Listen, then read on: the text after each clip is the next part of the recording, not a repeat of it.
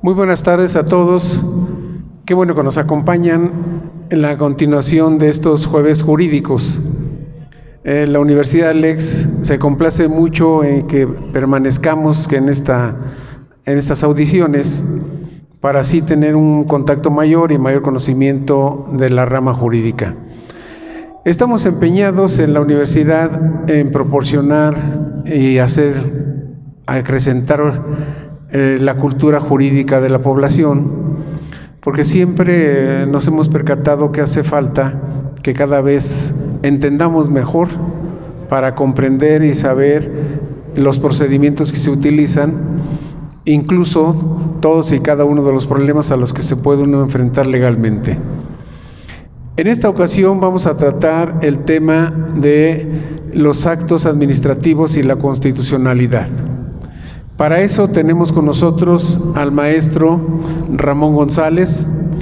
El maestro González es especialista en Derecho Administrativo y ha acumulado una enorme experiencia en esta parte del Derecho Administrativo, y qué mejor que la maestría para la temática de los actos administrativos y la constitucionalidad.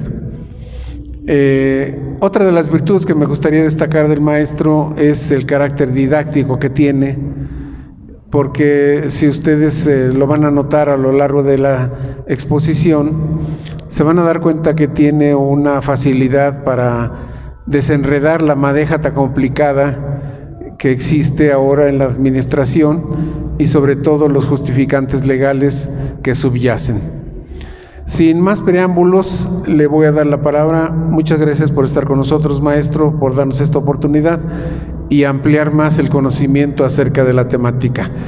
Le doy la palabra al maestro Ramón González y al final de la exposición abrimos un espacio para preguntas al expositor. Muchas gracias, maestro, por estar con nosotros. No, al contrario, yo creo que las gracias se las debo yo dar a ustedes, ya que me brindan esta oportunidad que no es muy fácil obtenerla el día de hoy, ¿sí? Yo quiero significarles que en este caso vamos a hablar de la constitucionalidad de los actos administrativos.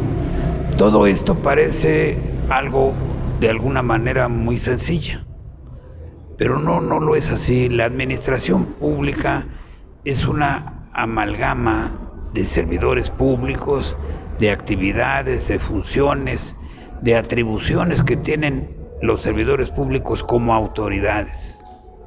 Ahora, para hablar de la constitucionalidad que pueden revestir los actos de la autoridad, pues tenemos que empezar por considerar qué entendemos por una constitución.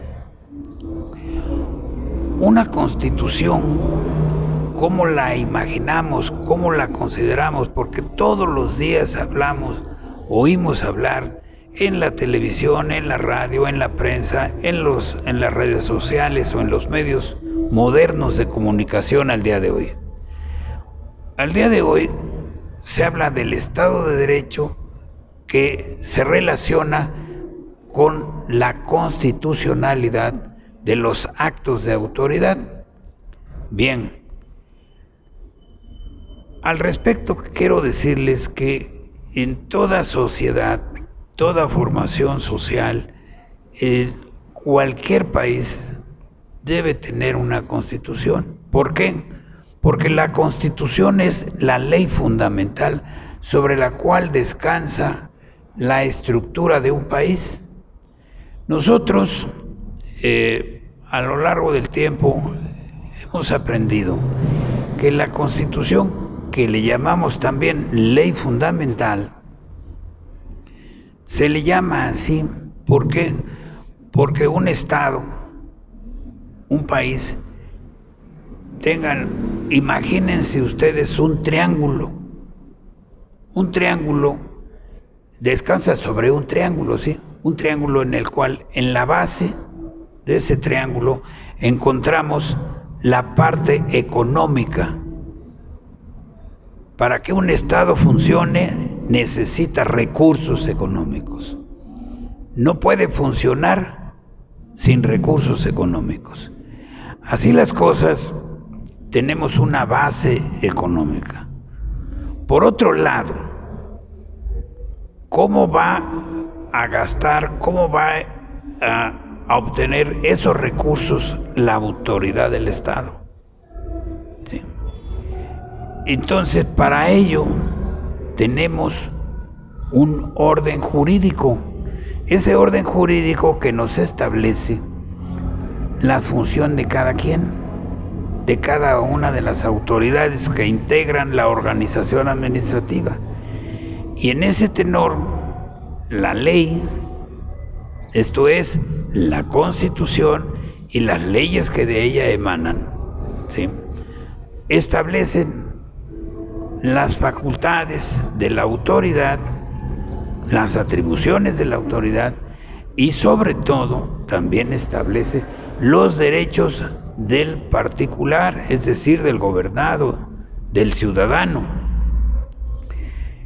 En ese tenor, ese triángulo que les estoy dibujando imaginariamente, aparte de la base económica, tiene una estructura jurídica, ¿sí?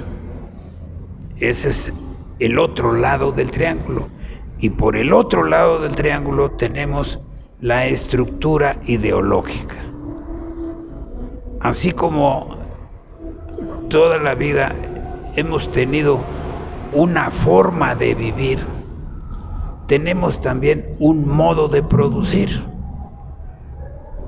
Así las cosas encontramos ahora que se habla de capitalismo, se habla de socialismo, se habla de comunismo y se habla de una serie de cuestiones. Que todo está en relación en la forma de producir y en la forma de generar riqueza, ¿sí?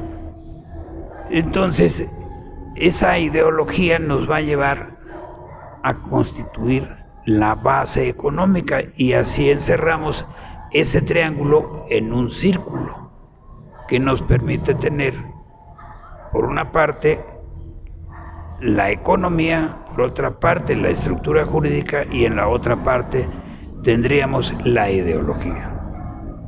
¿Sí? Cuando nosotros hablamos del socialismo, bueno, pues hoy está en boga. ¿Qué es lo que está en boga? Bueno, la ayuda social, el beneficio social, ya sea en materia económica, ya sea en materia de trabajo, en materia de salud, qué sé yo, en el orden educativo también. Hay acciones del gobierno que favorecen a la sociedad, a toda la sociedad, no nada más a unos cuantos. Entonces, para ello se implementan una serie de sistemas, una serie de programas de carácter social. Ahora bien, si hablamos de capitalismo, pues hay una parte de la sociedad que son los dueños del capital y de los medios de producción, y por la otra parte está el trabajador, que es el que utiliza esos medios de producción para generar riqueza, tanto para un sector como para ellos mismos. Entonces, ahí hablamos de cosas muy encontradas, por eso hablamos de ideologías. Hay quienes piensan de una forma y otros que piensan de otra forma y creen que las cosas tienen que ser como así las considera cada quien. No, vamos a considerar las cosas con realidad, con objetividad, ¿sí? Porque ¿qué es lo que necesitamos? ¿Qué es lo que queremos? ¿Sí? A partir de lo que necesitamos y lo que queremos, tenemos programas de acción, programas que nos permiten caminar para un lado o para otro. De esa manera, reitero, estamos hablando de la parte jurídica de un país. Ya hablamos de la parte económica y de la ideología. Pero ahora vamos a hablar realmente de la Constitución. ¿Qué entendemos ahí por Constitución? Pues la ley fundamental sobre la cual descansa la estructura de gobierno de un Estado. ¿Sí? Para esto, habremos de hacer alusión a una serie de artículos que por su importancia y su relevancia cabe la necesidad de analizarlos. Tenemos en principio la parte, vamos a decir, inicial, que es el artículo primero. El artículo primero en sus diversos párrafos, pero resalta el párrafo tercero, establece que es obligación del gobierno, es obligación de la autoridad velar, proteger y vigilar el cumplimiento de los derechos humanos. Ese cumplimiento de los derechos humanos tiene que realizarse en cualquier parte de la estructura gubernamental. No nada más podemos hablar del cumplimiento de los derechos humanos cuando acudimos a un tribunal, no. El cumplimiento de los derechos humanos se da desde el momento en que se emite un acto de autoridad. Ese acto de autoridad debe estar apegado a derecho. Y eso es lo que tiene que vigilar la autoridad del Estado, que los actos estén apegados a derecho. Vigilando eso, estamos vigilando el cumplimiento de los derechos humanos. Bien, otro de los artículos que resaltan por su importancia es el relativo a que, bueno, pues ahí tenemos una Constitución de la cual se habla todo el día o todos los días, sí, pero esa Constitución tiene sus partes. ¿Cuáles son esas partes? Hay una parte dogmática, otra que es orgánica y otra que le llamamos ya a últimas fechas la parte social. ¿Sí? La parte dogmática son aquellos principios, son aquellos derechos fundamentales, ¿sí? Como son las garantías individuales, que ahora les han llamado derechos humanos. Es decir, yo tengo derecho a que se me proporcione un ambiente sano, pero para que me proporcionen ese ambiente sano, también necesito participar yo como ciudadano. Es decir, por decirles un ejemplo, no debo tirar basura. Pero, por otro lado, el gobierno tiene la obligación de limpiar las calles. Eso para proporcionarnos un ambiente sano. Ahí es donde hablamos del medio ambiente. Les estoy citando un ejemplo muy simple, ¿no? Pero hay muchos otros más, ¿no? Hay muchos otros más, por ejemplo, las fábricas que tienen que expelen, vamos, el humo, que producen contaminantes, pues todo eso tiene que vigilar, el gobierno tiene que vigilar que se cuiden esos aspectos para no contaminar. Entonces, esa, les decía yo, es una parte dogmática. Otro aspecto de la parte dogmática es el derecho que tengo yo a que, en el supuesto de que yo resulte afectado por un acto de autoridad, tengo el derecho a ser oído y vencido en juicio. ¿Qué quiero decir con esto? En los términos del artículo 14 constitucional, yo tengo el derecho a ser oído y vencido en juicio. Pero antes que eso, el artículo 14 constitucional establece otra garantía. No me pueden a mí juzgar o aplicar una ley retroactivamente. Yo abrí mi negocio el día de hoy, pero me quieren sancionar con una ley que se promulgó en el 2024, ¿sí? Pues entonces me están aplicando retroactivamente una ley que yo no conocía y con la cual no establecí mi negocio. Yo empiezo a operar o a realizar una actividad comercial o de cualquier índole con las leyes que están vigentes en su momento. Pero si después hay otras leyes que cambian la situación jurídica de una persona, bueno, pues esas otras leyes no me las pueden aplicar así.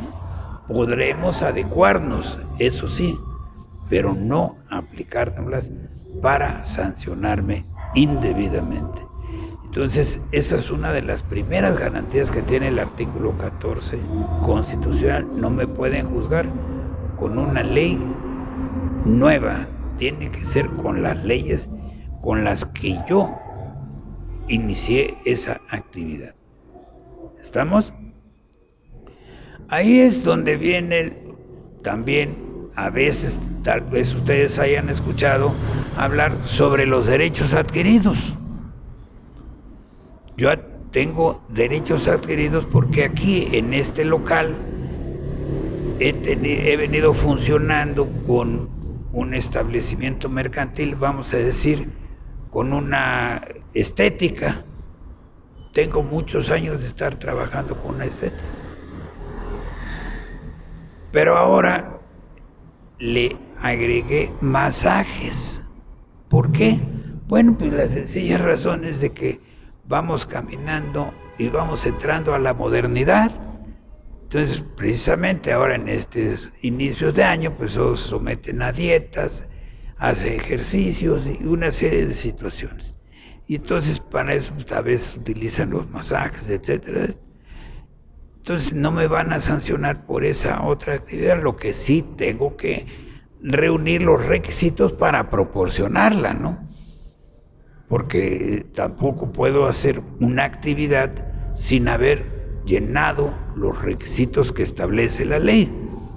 Si los reglamentos o las leyes establecen X o Z requisito, bueno, pues vamos a hacer las cosas conforme a esos requisitos y así poder operar un negocio nuevo, ¿sí? Ahí no hablamos de retroactividad, sino hablamos de adecuación de mi negocio para esos menesteres.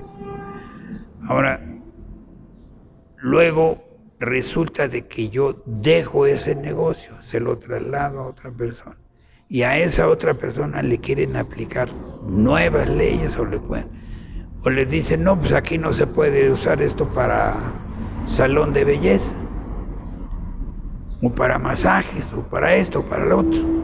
No, sí se puede porque ya hay derechos adquiridos, ya se ejerció esa actividad durante algunos años anteriores. Entonces, vuelvo a insistir, hablamos de derechos adquiridos. Esa es la parte administrativa de lo que se tiene que adecuar a la constitucionalidad, a lo que establece la Constitución. Entonces, ahí, para que yo pueda discutir eso, me tienen que oír y vencer en juicio. Siempre utilizamos oír y vencer en juicio. No. Si bien es cierto que nuestro orden jurídico establece una serie de juicios en materia civil, en materia penal, en materia mercantil, en materia administrativa, en materia fiscal, etcétera, etcétera. También hay otros procedimientos que se llevan en forma de juicio.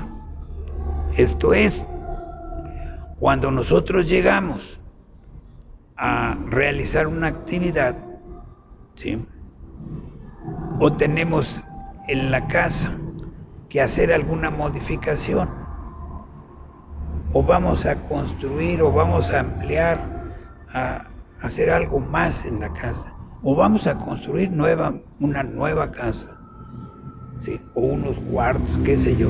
Necesito una licencia de construcción, o más bien, como ahora se estila, hay que hacer una manifestación de construcción.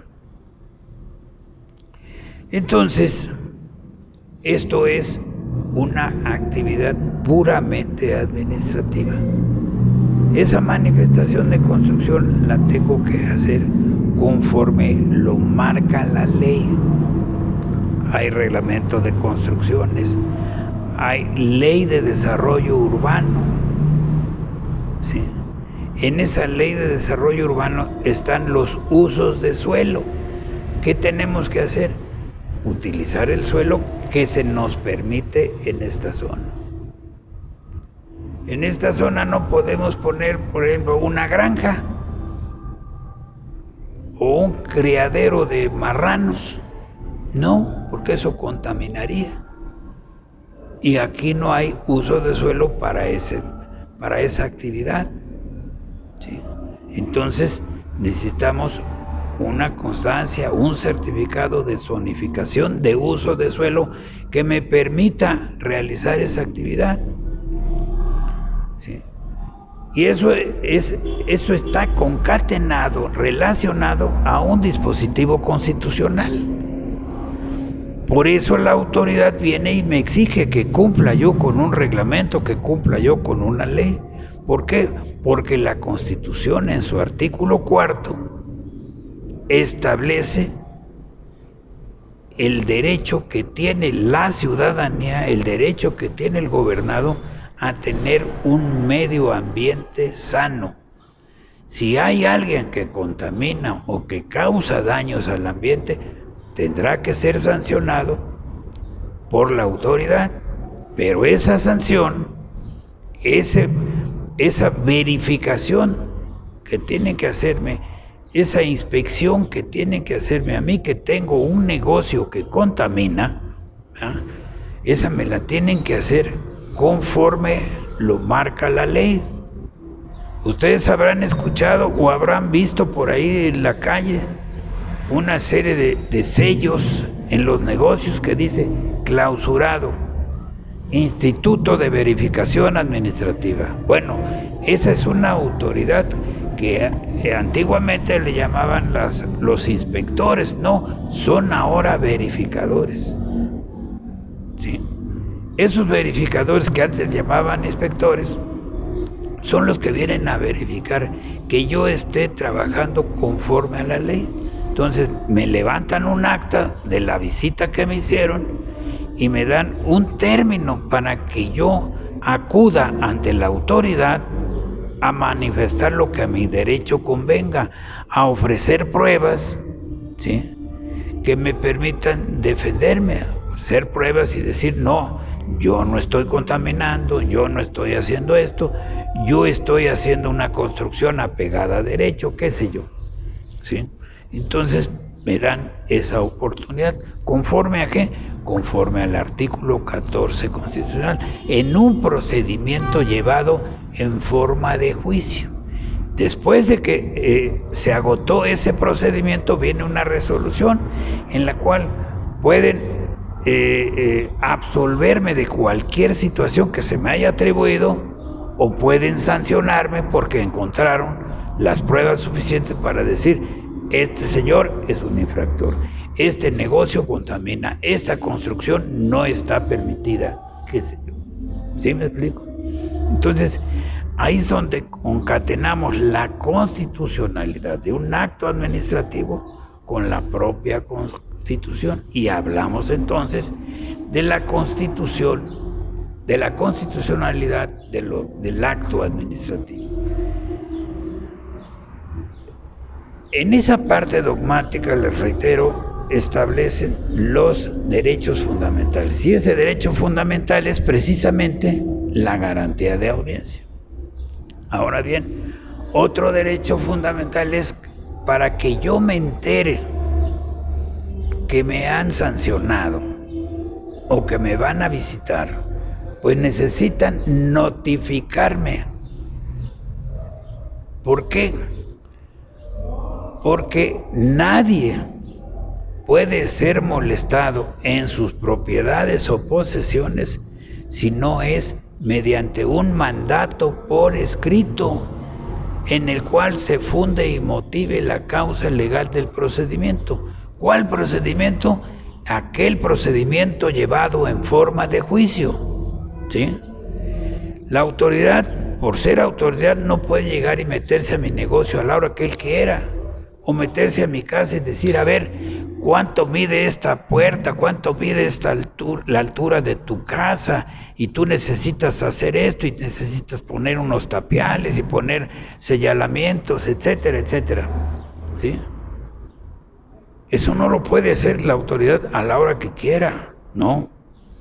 Tiene que hacerlo en días y horas hábiles. ¿Por qué? Porque tengo la garantía de que nadie me puede molestar en mi propiedad o en mi posesión,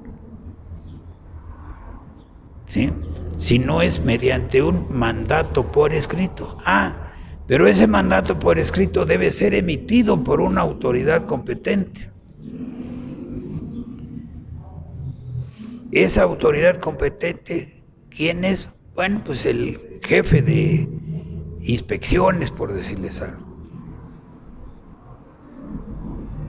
El director de verificación o el encargado de la verificación de la delegación. Aquí, por ejemplo, es la delegación Cuauhtémoc. Hay una área que se dedica a la verificación, ¿sí? Esa área que se dedica a la verificación es la que me tiene que ordenar, mandar un escrito, un mandamiento, y dice, a usted lo vamos a visitar tal día. Ya, vienen, me visitan, pero con esa orden. Pero esa orden debe ser emitida por una autoridad competente. ¿Quién le da competencia a esa autoridad? La competencia está establecida en una ley. Aquí, si hablamos de las verificaciones o las inspecciones, estamos hablando de la ley del Instituto de Verificación. Estamos hablando del Reglamento de Verificación Administrativa de la Ciudad de México. Y así sucesivamente, para todo hay un reglamento. Ahora, o hay una ley. Y ya que hablamos de los reglamentos y de las leyes, debemos considerar que esas leyes derivan de una constitución, que es la Constitución Federal. Y esas leyes no pueden ser contrarias a la Constitución. Por eso, el acto debe ser emitido por una autoridad competente, que está prevista en una ley. No es la autoridad que se le antojó sancionarme o verificarme, no, tiene que ser la autoridad competente. Y esa autoridad competente está prevista en una ley. No me vayan a decir, pues es que usted dijo que la Constitución prevé la existencia de una autoridad. No. La existencia de una autoridad la prevé la ley aplicable en cualquier caso, ¿sí? Y entonces, reitero, hablamos de la autoridad competente y hablamos ahora de la fundamentación y motivación del acto de autoridad. Ese acto de autoridad, ¿sí?, nos debe establecer qué fundamentos me están aplicando. Y además, esos fundamentos deben adecuarse a los hechos o los motivos que se van a verificar o que se van a sancionar. Debe establecer las razones por las cuales la autoridad está en mi casa o está en mi negocio o me requirió para cumplir o hacer cualquier otra situación, ¿sí? Entonces, tiene que establecerse, el acto debe constar por escrito, debe estar emitido por una autoridad competente y debe estar fundado y motivado. Por fundamentación y motivación entendemos la aplicación de la norma adecuada para cada caso. ¿Sí me explico? Ahora bien, esas son las garantías, vamos a decir, fundamentales, ¿sí? La parte dogmática. Ahora bien, esto nos lleva a considerar la otra parte de la Constitución, que es la parte orgánica. En la parte orgánica es donde se establece la estructura de gobierno. Esa estructura de gobierno es desde la autoridad más grande hasta la más pequeña. Estamos hablando aquí en este caso, a nivel federal, desde el presidente, los secretarios de Estado, los directores, etcétera, etcétera, hasta el último servidor público, debe estar considerado en una ley. Y la Constitución establece esa estructura a través de las leyes que derivan de la propia Constitución. Y ahí es cuando hablamos de la forma de gobierno, de la forma en que va a estar estructurada la autoridad del Estado. Y para esto acudimos a la Constitución y está el artículo 41, aquel que dice que el pueblo determinará su forma de gobierno. ¿Cómo? Mediante el ejercicio de su soberanía. En el ejercicio de su soberanía, este país ha determinado que tiene que constituirse en una república democrática, representativa y federal. ¿Sí? ¿Por qué le llamamos república? Porque la república se constituye por todo el territorio nacional que integra a los estados de la república, que en realidad a los estados de la república, Jalisco, Nuevo León, Veracruz, Yucatán, les debiéramos llamar entidades federativas, porque forman parte de la federación. Entonces, cada una de esas entidades tiene un territorio y esas entidades federativas o estados se unen todos y forman el territorio nacional, o sea, México. Este es el país que nos tocó vivir. Y entonces, esa es la república. Es democrática, ¿por qué? Porque hay un procedimiento para elegir a nuestras autoridades, lo cual ahora se encuentra a discusión. Pero bueno, no entremos en esos dimes y diretas, sino simplemente por eso le llamamos a esta forma de gobierno república democrática. Y ahí, en ese ámbito, estamos hablando, reitero, de la forma de gobierno. Por otro lado, tenemos la parte social. Ya hablamos de la orgánica, de la dogmática y hemos hablado de la parte orgánica. Ahora vamos a hablar de la parte social. Ustedes han oído hablar de muchos artículos de la Constitución, pero uno importantísimo, el artículo 3º constitucional, que prevé la educación, la forma de educarnos, quién va a estar a cargo de la educación. tenemos una Secretaría de Educación Pública con sus diferentes subsecretarías que controlan la educación preescolar, la educación primaria, la educación secundaria, ¿sí? Y la educación media superior y la educación superior. Ahí mismo en ese artículo 3 se establece cuál es la educación obligatoria. La educación obligatoria, evidentemente, ahí está la preescolar, primaria y secundaria. Es la obligatoria. El resto es la educación superior o media superior.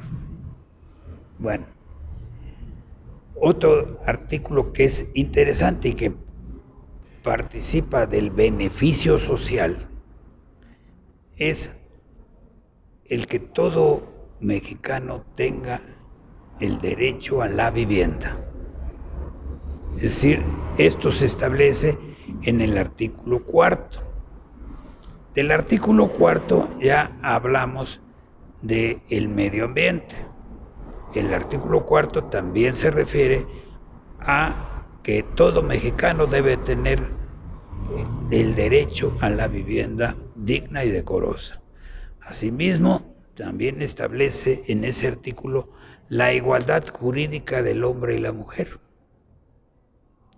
El derecho de la familia a determinar cuántos hijos va a tener. Y para esto el Estado tiene que dar una educación familiar o planificar la familia. Pero al final es la familia, son las parejas las que determinarán el número de hijos, qué sé yo. Estamos hablando ahí del derecho a la familia. También tenemos derecho a la salud y también hablamos del artículo 14, cuarto constitucional.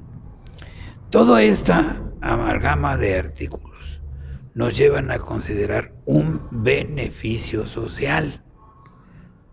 Pero hay otro que es muy importante y muy socorrido, que es el derecho al trabajo. Aquí hablaremos del artículo 5. Todos tenemos el derecho a trabajar o a realizar la actividad que mejor nos convenga.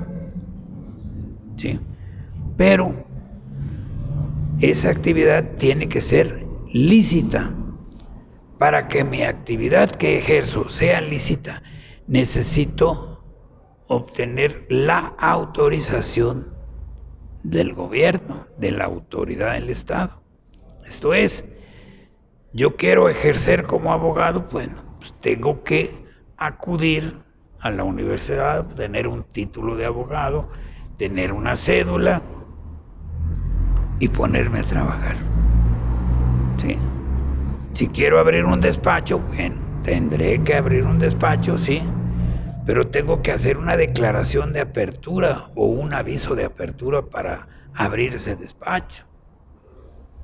¿Sí? Si es un despacho amplio, qué sé yo, necesito cajones de estacionamiento, también tengo que abrir eso. Es decir, toda la actividad que yo realice tiene que estar apegada a una norma. No quiere decir que el gobierno me diga, tú vas a ser abogado y tienes que hacer esto. No. Yo me puedo dedicar a ser abogado, puedo ser médico, puedo ser ingeniero, puedo ser arquitecto, lo que quiera. Puedo ser comerciante. ¿Sí? Y puedo poner mi puesto de verduras o lo que ustedes quieran en la calle. Sí, pero no va a ser donde yo quiera. Para eso están los mercados. Pero en derredor del mercado hay vendimia también. Y ese derredor del mercado está circundado por calles. Pero pues vemos que el comercio ha crecido tanto, el comercio informal, que ya se les permite pues el mercado ambulante, etcétera, etcétera. Lo cual la sociedad misma lo demanda. ¿A quién no le gusta tener una tienda o algo donde yo pueda acudir a comprar algo? O una tintorería, o una peluquería o salón de belleza, qué sé yo, que esté cerca de su casa, pues sí. Pero no podemos llenar la calle como si fuera un mercado, ¿no? Entonces, para eso necesitamos reunir una serie de requisitos. Yo quiero abrir un negocio X. Bueno, tengo que obtener primero la zonificación de uso de suelo y luego hacer mi aviso de apertura, ¿sí? O obtener la licencia de funcionamiento. Todo eso es administrativo, pero que está concatenado a la Constitución. Reitero, esto es el artículo 5. Pero también tenemos el artículo 123 constitucional que regula también el derecho del trabajo. Ahí estamos hablando ya de relaciones laborales entre el patrón y el trabajador. El artículo 123 también tiene, ese es un apartado A, pero hay el apartado B, que regula las relaciones de los trabajadores al servicio del Estado. ¿Sí? Esto es yo puedo trabajar, ¿sí? Tengo derecho a la salud, tengo derecho al seguro social. Si yo soy trabajador del Estado, bueno, tengo derecho al ISSSTE. Y así encontramos todas esas garantías sociales, la garantía del trabajo, ¿sí? Por otro lado, el artículo 27 constitucional se refiere a las tierras y aguas, que su propiedad, su origen está en la propiedad del Estado. Nosotros ya tenemos un predio, somos propietarios, etcétera, etcétera, pero el subsuelo es del Estado, ¿sí? Y eso sucede a nivel federal y a nivel local en los 3 esferas de gobierno, ¿no? Que son el federal, el estatal y el municipal. En todos estos ámbitos territoriales, hay que respetar el uso de suelo y vamos a tener el derecho de propiedad, pero hacia arriba, no hacia el subsuelo.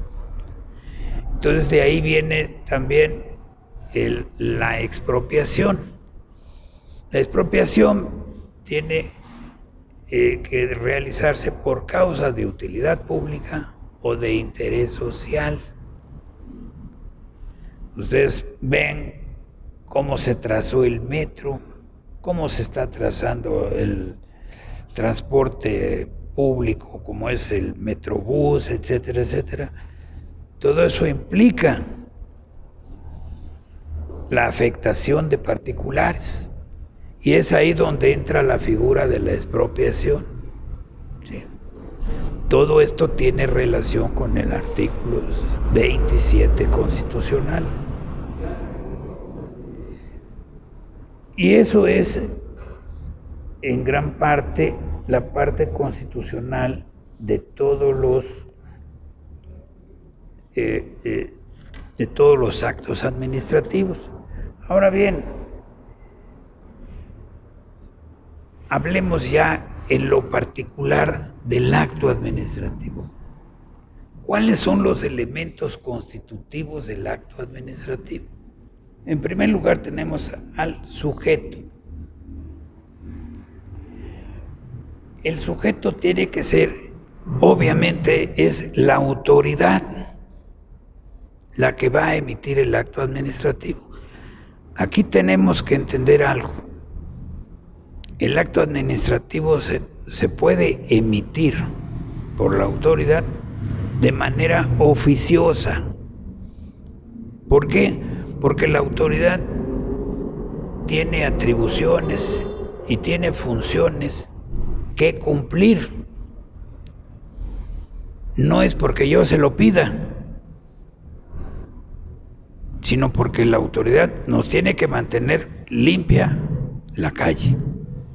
No le voy a decir a la autoridad todos los días, oye, pásate a limpiar mi calle. No, esa es una función que tiene la autoridad. Oye, autoridad, por favor, ponme el drenaje, ponme la luz. No, esa es una función que tiene la autoridad. Pero yo como particular tengo la obligación de pagar los derechos que me corresponden por esos conceptos. ¿Sí? Entonces, les decía yo, ese es el primer elemento del acto administrativo. Hay otro, hablamos de sujeto, esa es la autoridad, ¿sí? Pero en los actos oficiosos también hay actos de autoridad que se realizan a petición de una persona, a petición de un ciudadano, de un gobernado, ¿sí? Yo quiero, reitero, construir, necesito una licencia de construcción, necesito hacer una manifestación de construcción o una licencia de construcción especial. Entonces yo le pido a la autoridad, por favor, dame este documento. Para eso tengo que acudir a la autoridad, llenar un formato y llenar todos los requisitos que se requiere para ese efecto. Entonces, no es porque la autoridad tenga la obligación de pasar por la calle a ver quién quiere construir y ya aquí está su licencia. No. ¿Sí? Entonces, esos son los sujetos. Pero aquí hay cosas importantes. El sujeto tiene que realizar obras, proporcionar servicios. ¿Sí? Pero obras y servicios de interés público y social. Por decirles un ejemplo, se va a construir una línea de metro, un metrobús, qué sé yo, o se va a abrir una calle o se va a arreglar una calle. Entonces hay la posibilidad de que la autoridad pues tenga un pequeño desvío de poder. ¿Para qué? Pues para beneficiar a mi compadre, a mi amigo. Si la calle tenía que pasar de aquí de frente, vamos a darle una curvita para que se beneficie el predio del señor. ¿Sí? Si voy a hacer cualquier otra obra, no la voy a hacer a mi arbitrio. Tengo que buscar como autoridad la situación propicia. Es decir, ¿dónde va a beneficiar esto? Es decir, las líneas del metro no se trazaron de manera arbitraria, se trazaron precisamente para la población que requiere de ese servicio, que al final del día, tal vez aquí ustedes no usen el metro con frecuencia, pero siempre hay una vez en que tenemos que ir a Tláhuac, por ejemplo, tenemos que agarrar la línea 12, que por cierto está suspendida, ¿verdad? Pero tenemos otras líneas, ¿no?, que nos permiten llegar a uno u otro lugar.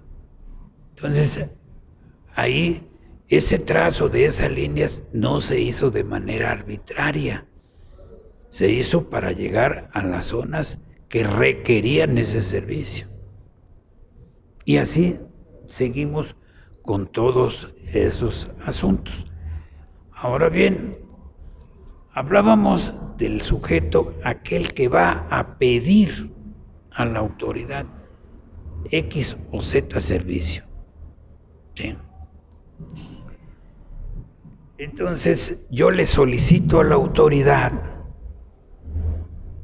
que me resuelva mi problema de impuestos, porque me vienen cobrando más de lo que paga mi vecino. Me cobran más agua, me cobran más el impuesto predial, etcétera, etcétera. Entonces yo le pido a la autoridad que me resuelva el porqué de esa situación, por qué se me está cobrando de más. Eso lo hago mediante una petición, que es el derecho de petición. ¿Dónde está regulado el derecho de petición? Pues en la Constitución. Sí. Adelante. Bueno, ¿dónde está regulado ese derecho de petición? Pues en la Constitución, al artículo 8. Bueno, una vez que ya ejercí mi derecho de petición, la autoridad tiene que responderme a mi petición, tiene que recaerle un acuerdo.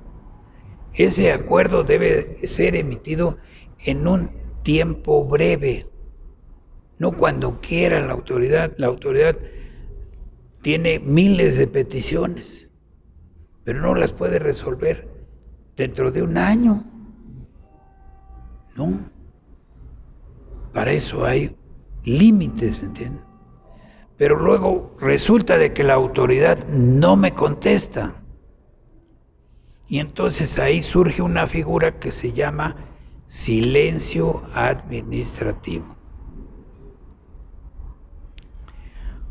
Ahora, en relación con el derecho de petición, hay otra figura que se llama la resolución negativa ficta.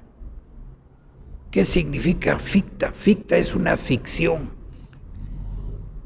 Yo le pido a la autoridad que me arregle, que me resuelva mi problema de agua.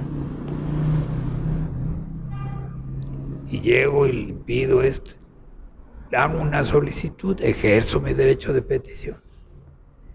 Y la autoridad, voy a ver, oiga, no me ha resuelto. Y dice, no, es que a usted le falta verificar a ver si el medidor está funcionando bien, si no tiene alguna avería. No, pero eso le toca a usted, hacerlo a usted. Bueno, vamos a ir a revisar el medidor. Vamos a hacerle un levantamiento topográfico para ver si usted tiene el número de metros de construcción o de extensión de su terreno que le obliga a pagar un impuesto mayor. Por vía de ejemplo estoy citando esto, ¿sí? Y el rato no me ha resuelto. Y ahora me pide otra serie de requisitos. Es que tiene usted que traer sus planos, es que usted tiene que decirme cuánta gente vive en su casa, etcétera, etcétera. Todos esos actos que la autoridad me pide, o esos requisitos, entre comillas, que la autoridad me pide, son acciones ficticias. No hay necesidad de eso. Entonces se pasa un buen tiempo. ¿Qué quiere decir? Y no me da respuesta a la autoridad. ¿Qué quiere decir esto? Que me está resolviendo negativamente. Esa resolución que no existe es una resolución negativa ficta.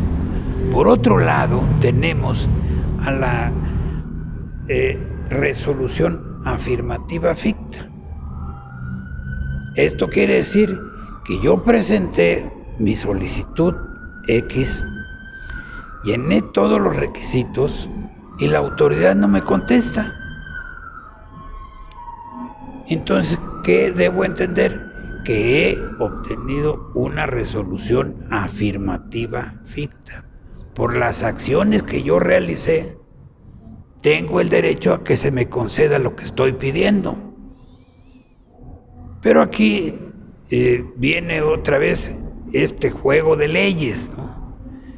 La ley de procedimiento administrativo establece que primero, para que opere la resolución afirmativa ficta, tiene que haber una certificación de que ha transcurrido el término para que resolverme y no me han resuelto cuando yo ya llené todos los requisitos.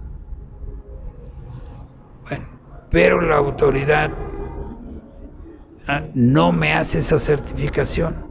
Entonces tengo que ir a un tribunal, que en el caso de la Ciudad de México es el Tribunal de Justicia Administrativa. Y ahí es donde nosotros vamos a demandar la configuración de la resolución afirmativa ficta. ¿Sí? La resolución aquella que me beneficia, que la autoridad no me quiso certificar. Punto. Y ahí es otro juicio. Y por último, en cuanto a la resolución negativa, bueno, también hay términos para considerar que la resolución es negativa. Entonces, demando la configuración de esa resolución negativa ficta, y entonces cuando contesta la autoridad me tiene que dar los fundamentos y motivos para decirme por qué no me ha resuelto, por qué no me concede lo que solicité. Entonces, reitero, estamos hablando ahí de garantías. Estamos hablando del derecho de petición, estamos hablando de los requisitos de fundamentación y motivación, y todo esto relacionado con los sujetos, que ya dijimos deben ser competentes, etcétera, etcétera. Luego pasamos a la voluntad, ya lo tocamos. La voluntad debe estar encaminada a dar un beneficio de interés público o de interés social. Y luego tenemos el objeto. El objeto debe ser lícito. No puedo pedirle yo a la autoridad que me dé un permiso para vender estupefacientes, ¿verdad? Porque eso no está en el comercio, eso no es lícito. No puedo pedirle yo permiso a la autoridad para poner un negocio donde se ejerza la prostitución, por ejemplo, tampoco. Entonces, el objeto del acto administrativo debe ser lícito. Luego, cuando me niegan o me conceden, debe establecerse los motivos por los cuales se me niegan las cosas o por las cuales se me otorgan. ¿Por qué? Porque yo puedo obtener una licencia de construcción, un permiso para construir, un permiso para operar un negocio, pero ese permiso o esa licencia de construcción afecta a mi vecino, ¿sí?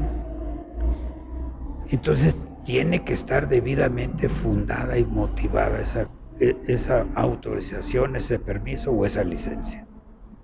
Y en esas condiciones estamos hablando de la fundamentación y motivación del acto.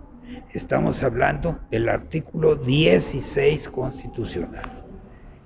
Y finalmente, para ya no aburrirlos, porque se pueden dormir, ¿verdad?, hablaremos de la finalidad. El fin del acto administrativo, pues obviamente, tiene que ser de beneficio social o de interés público. Tiene interés, ese interés público, pues que funcione el señalamiento de tránsito. Tiene interés público que las patrullas estén adecuadamente equipadas y que tenga yo vigilancia en mi domicilio. Eso es interés público. Es interés público que existan los hospitales, que funcionen adecuadamente, etcétera, etcétera. Todo eso es interés público. Es de interés social que haya una forma de llegar a la escuela, que haya comunicación para llegar a la escuela. Es de interés público que la universidad provea la educación profesional y técnica para todos los ciudadanos. Pero muchas veces las universidades no tienen toda la capacidad. El gobierno no puede atender tanta demanda. Y entonces ahí es cuando viene la colaboración de los particulares. Cuando fundan las escuelas particulares, llámense kinders, llámense primarias, llámense escuelas técnicas, llámense escuelas profesionales, ¿sí? Todas esas escuelas funcionan, ¿por qué? Porque hay un grupo de ciudadanos o hay un particular o varios particulares que decidieron invertir un capital y echar a funcionar una escuela, y con eso están cooperando con el Estado, pero el Estado les va a exigir una cantidad de requisitos para que puedan operar como escuelas particulares. Y esa es la educación que a veces se le ha llamado, que realmente eso es una educación por colaboración, y eso es de interés social. Y en esas condiciones yo he llegado prácticamente al final de mi charla. Yo quiero sí cerrar esto diciéndoles una cosa nada más, sobre todo a todos los jóvenes y a todos los adultos. Debemos allegarnos el conocimiento. Debemos acudir a las universidades, debemos acudir a la escuela para tener el conocimiento. Y después de eso, quienes no acudieron a la escuela o ya no van a la escuela, bueno, necesitan informarse.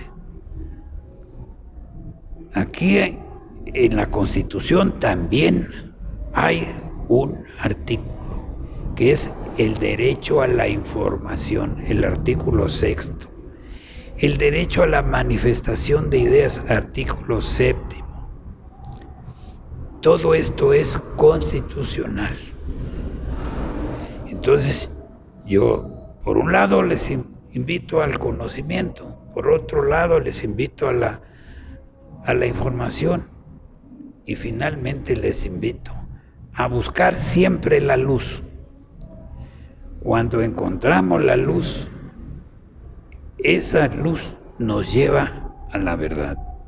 Y si encontramos la verdad, podemos construir, podemos edificar y podemos continuar en todo momento con todas las actividades de beneficio social, general y de beneficio individual.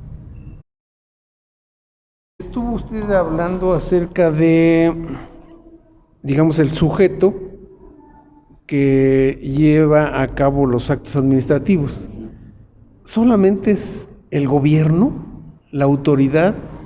¿No hay un organismo privado o legislativo, el judicial? ¿Solo el gobierno? Cuando nosotros hablamos de gobierno, por eso les manejé, entre otras cosas, la estructura de un gobierno que descansa en un orden jurídico, ¿sí? Ahora bien, esa estructura de gobierno, dije yo, que el pueblo, esta nación, hemos decidido constituirnos en una república democrática, federal, etcétera, todo lo que dice el artículo 41. Ahora bien, de esa estructura derivan 3 poderes. El poder legislativo, aquel que hace la ley, que hace las normas. El poder ejecutivo, aquel que las promulga y además las ejecuta, que provee en la esfera administrativa a su exacta observancia, ¿sí?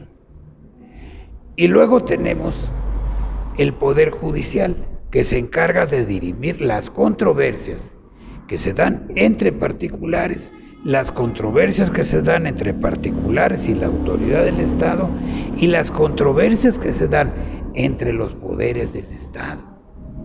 Y ahí hemos escuchado la controversia constitucional, ¿verdad?, que ahora es muy de moda, ¿sí? Entonces, esas son todas estas personas, todas estas entidades, no personas sino entidades, emiten actos de autoridad. El promulgar una ley es un acto de autoridad del presidente de la República. El emitir una ley, formular una ley, es un acto legislativo, pero que va encaminado a la esfera administrativa. Si se expide una ley para regular la tenencia de la tierra, para regular el uso de suelo, para regular los establecimientos mercantiles, para regular el cobro de impuestos, todas esas leyes, ¿a dónde van a parar? Al ámbito administrativo. ¿Sí? Pero son actos legislativos en su origen. ¿Sí?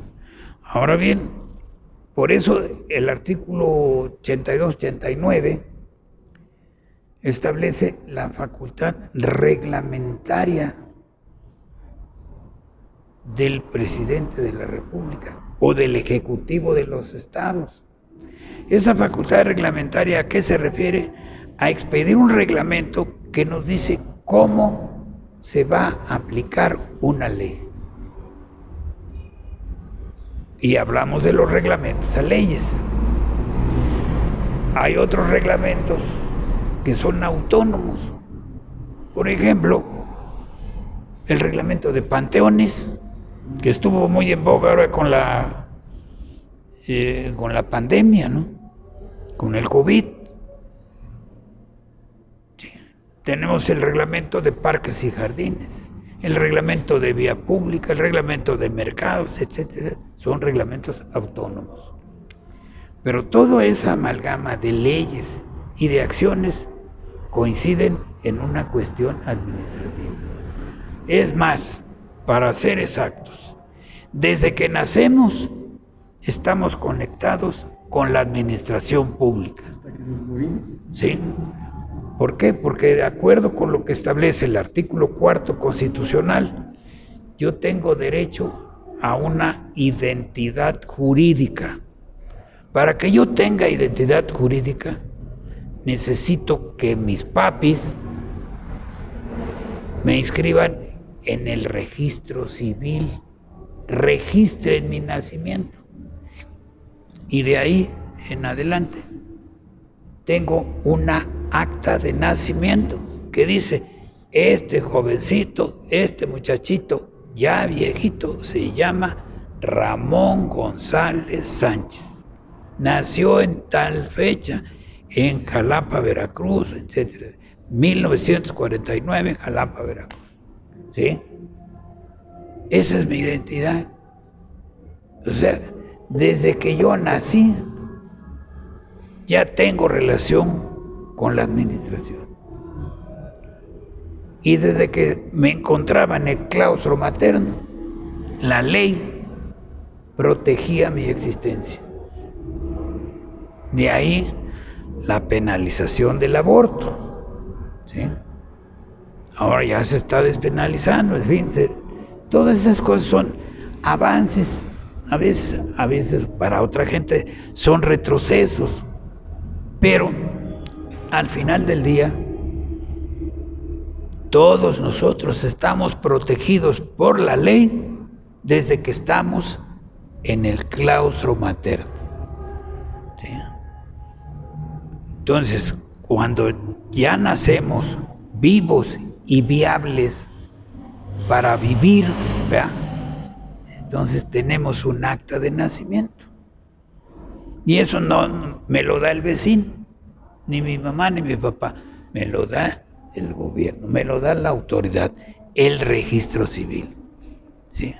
Ahora, si yo compré un terrenito, si yo tengo una casita, si yo tengo esto, tengo lo otro, pues tengo el derecho de propiedad, que es un derecho real. Pero para que ese derecho real sea valedero contra todo mundo, necesito ir con mi documento e inscribirlo en el registro público de la propiedad. ¿Sí? Entonces, todo lo que estamos hablando, aquí estamos sentaditos hablando y todo eso, pero estamos involucrados en un acto de administración. ¿Por qué? Porque esto es una escuela, esto es una universidad, que para que yo funcione y venga aquí, necesita una serie de cubrir una serie de requisitos y tener las autorizaciones correspondientes para poder funcionar. Si no, ni usted ni yo estaríamos aquí. Por eso todos estamos, no porque estemos emitiendo un acto administrativo, yo no soy autoridad, ¿no? Pero sí la autoridad que tiene esa función es la que me va a expedir una licencia, un permiso, o me va a autorizar para que yo pueda ejercer como maestro, como autoridad, como universidad, como escuela privada. Pues les agradecemos la presencia en este Jueves Jurídico y los invitamos para la siguiente semana. Creo que nos quedamos ahorita con la lección de que estamos inmersos en la ley desde que nacemos hasta que nos morimos y más allá. Por eso los invitamos también a la Universidad Lex para que se vayan empapando de esto y no les caiga extraño que la ley está con nosotros. Muchas gracias y buenas noches.